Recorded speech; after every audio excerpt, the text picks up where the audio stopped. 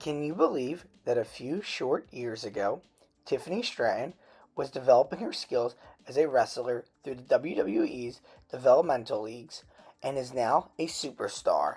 She's become an icon for women's wrestling and has been the center of attention for many main events for the WWE in the past year.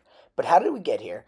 How did we go from Tiffany Stratton, the nobody, to everyone talking about Tiffy Time? Let's take a deep dive through the life and popularity of WWE Superstar Tiffany Stratton. Tiffany Stratton was born Jessica Wilnoco on May 1st, 1999, in Minnesota. Before she ever set foot in a WWE ring, she was nationally competitive in the world of trampoline gymnastics. She had a strong background in bodybuilding and weightlifting as well. Her athletic pedigree was already elite, but when an injury happened in 2017 and it cut her gymnastics career short, she decided to turn her life on a pivotal turn and turn her life into something she never expected. Inspired by watching Charlotte Flair on SmackDown and encouraged by her parents, she would begin training under Greg Gagne, a legend of the AWA.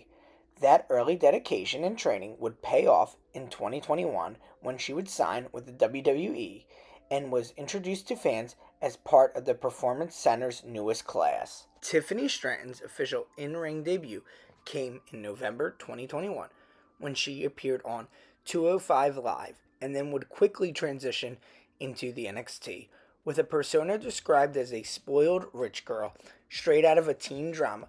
Stratton's character was flashy, fun, and full of arrogance. It was essentially like Paris Hilton meets Sharpay Evans with a touch of athletic legitimacy that fans couldn't take their eyes off. While gimmick driven at first, Stratton steadily evolved into NXT's most well rounded performers. Her feuds throughout NXT is what helped her gain even more popularity, like those feuds with Wendy Chu and Roxanne Perez. This allowed her to showcase her in-ring strength and including her character work.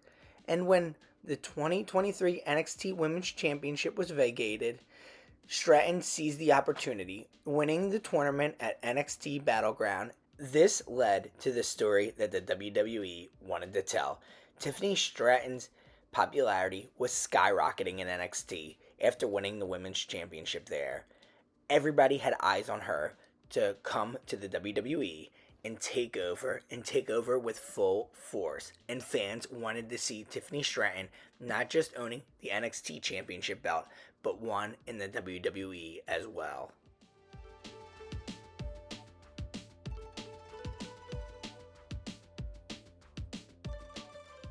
In February 2024, Stratton was called up to the main roster on SmackDown, and from the start, the WWE had big plans for her. She entered the Elimination Chamber, competed in Money in the Bank, and was immediately involved in title conversations. An incredibly fast push for someone making the jump. But unlike others who faltered under the pressure of the main roster spotlight, Stratton thrived. Her performance in the 2024 Money in the Bank ladder match, which she won, was defining. It was a defining moment not just for her character, but for the WWE. She wasn't just playing a part, she was the part. Stylish, cunning, and had incredible skills in the ring. Stratton was suddenly holding one of the most valuable assets in the women's division. WWE leaned even harder into her, making her appear more, especially in high-profile events, including Backlash in France, Survivor Series, and multiple SmackDown episodes. Each time she proved she belonged. And finally, on January 3rd, 2025, she made the most of her Money in the Bank contract. After assisting Nia Jax in retaining the WWE Women's Championship against Naomi, she turned on her ally and cashed in the briefcase, winning the championship and showcasing her value on the main roster. This moment marked a dramatic turning point in Tiffy Time's career. It wasn't just a character, she was the babyface and fans embraced it. This face turn solidified weeks later when Charlotte Flair, the very woman who once inspired her, returned and challenged her in WrestleMania 41. The story was poetic, student versus idol, a legacy formed, and this was incredible. Once again, Tiffy Time came out on top, and she was the best that fans had seen in a very long time. After winning the title, she would continue her dominance, beating wrestlers like Trish Stratus, Bayley, Nia Jax, and also Jade Cargill. She was an icon. But what's made Tiffy so valuable for the WWE? What's made her stand out? It's not just the looks, it's not just the personality. It's the marketing and merchandising ability of Tiffany Stratton.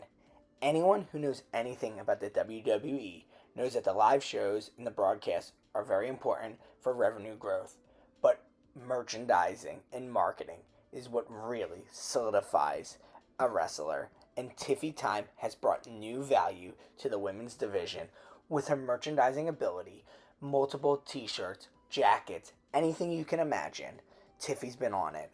Video games like 2K, everybody wants to play it based off Tiffany Stratton. The Topps cards and Panini cards signed by Tiffany Stratton, which once went for $20, $30, are now going for $150 plus, all because of Tiffy's popularity. She's marketable, she's an icon, and that's why everybody in the WWE is investing further and further into this character. There's no doubt about it that she will continue to grow because of her social media presence and also the value she's brought to the WWE. I expect her to lose the title soon enough, but she will be the center of attention and get it back in a short amount of time. She has created a new legacy for the women's division, and many are calling her the modern day Trish Stratus. What are your thoughts on Tiffany Stratton? We'd love to hear from all of you in the comments below. Thank you.